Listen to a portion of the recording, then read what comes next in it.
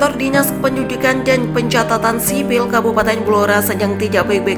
Peristiwa angin puting beliung yang terjadi pada Selasa 10 Januari 2023.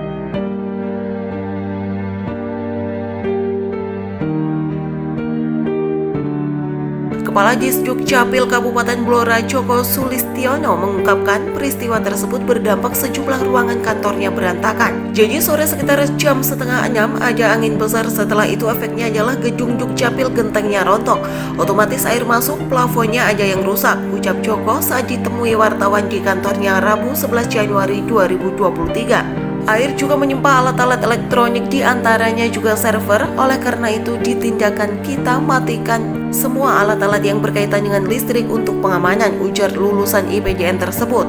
Dengan kondisi kantor yang sedang tidak baik-baik saja itu, pihaknya memutuskan untuk menghentikan sementara waktu pelayanan administrasi dan kependudukan bagi masyarakat. Kita cek semua dan lihat apakah ada yang rusak, tapi yang jelas hari ini tidak ada pelayanan terkait adminduk karena servernya belum kita tata ulang, masih terputus, terang dia.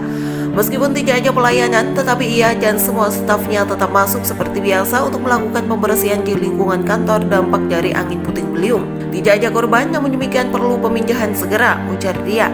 Pihaknya juga belum dapat memastikan akan kembali memberikan layanan adminduk kepada masyarakat, sebab pelayanan bisa dilakukan apabila servernya sudah dapat digunakan. Selama server kita cek bisa digunakan, besok sudah bisa pelayanan, jelas dia.